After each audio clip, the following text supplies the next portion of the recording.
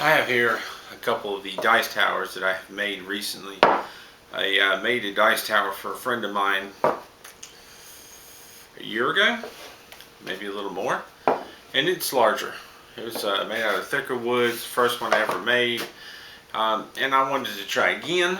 I wanted to try and make them smaller, thinner wood, more portable, and I decided that I was going to make a couple more for some more friends.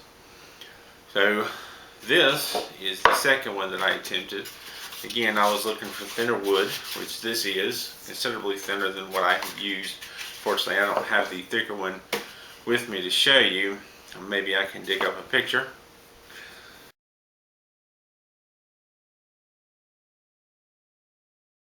But this wood is some craft wood. I got it at Michael's. It's very, very, very lightweight, but it's also very, very, very fragile and easy to scratch and dense when the dice fall on it. So I decided to find some better wood.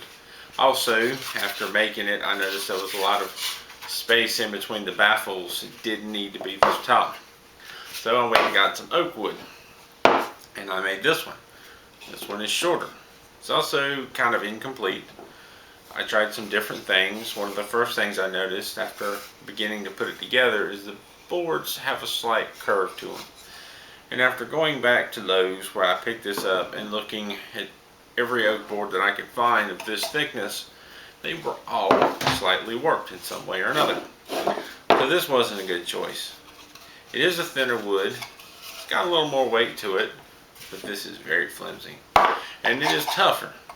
So this would make a good wood for a dice tower if it were actually flat and level. But I went ahead and finished it to practice, to get some experience making one, to see how much shorter I can make it.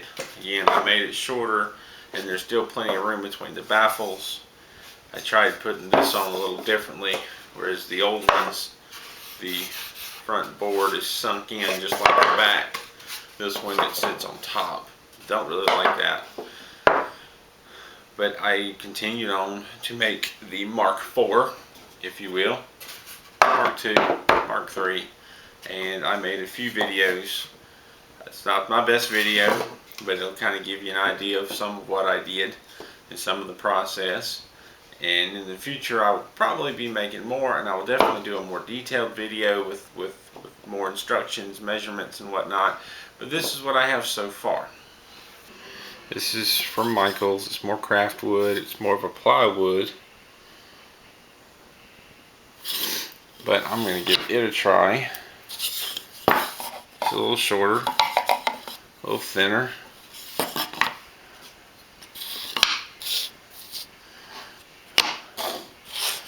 But I'm going to see if I can't make this into a smaller, compact, and usable portable dice tower.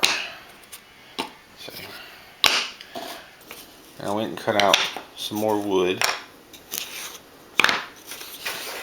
Kind of showed these pieces already, but I've put them together.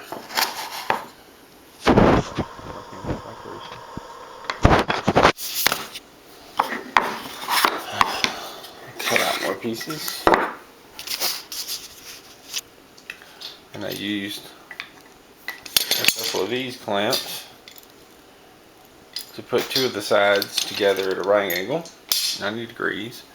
And then I used some clamps to glue on the other side and just used the front board to make it square. Stuck it in there, glued it, clamped it. And I've got that. Not ready to glue the front part in yet, because I'm going to end up cutting some off like this. It doesn't go all the way down as a hole. But I've cut the baffles for it. And we've got this one. Let's see if I can do this. This one kind of goes in the bottom.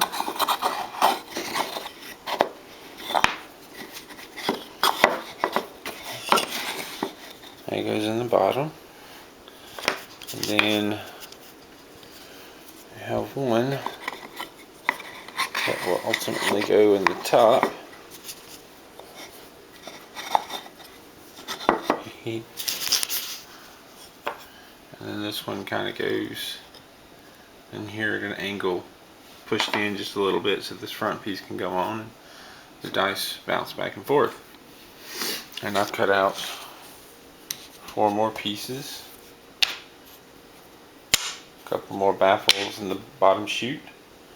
For the next one, I'm going to be putting these together, and then in the end, after I've put that all together, I'll cut a piece out, probably like this.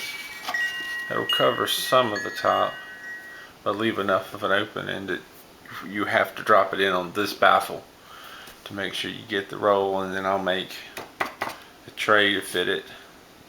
But this one's working out a lot better than before. A lot better. It's glue and weight time.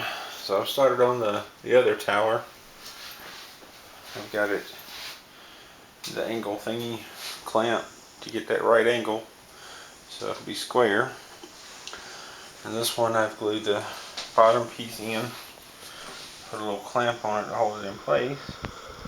So I finished one. I got the other baffles in there. Cut the front piece.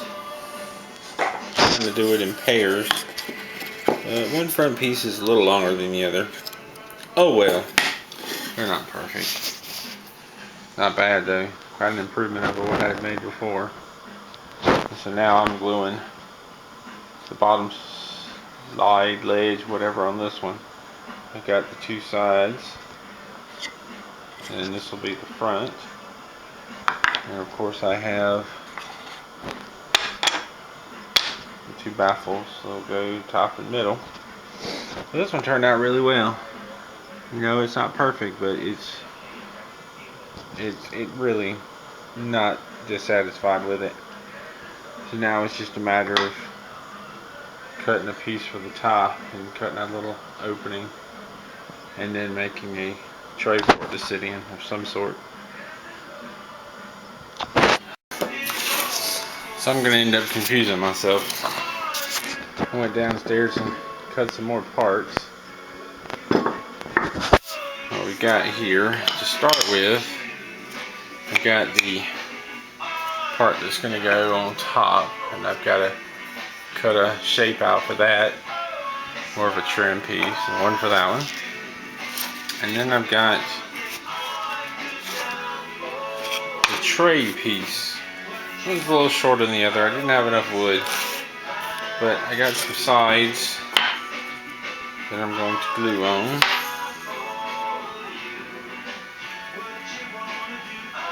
Yeah, that's going well.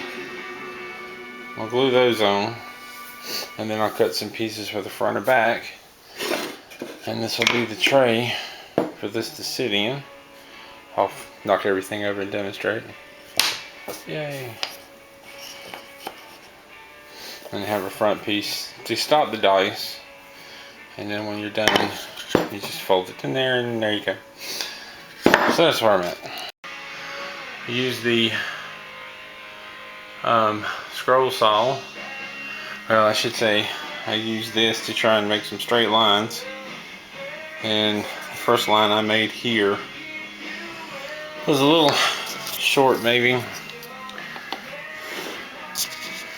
It leaves a little, it just kind of covers the top, and I got it on backwards. A little out of breath from running up and down the stairs.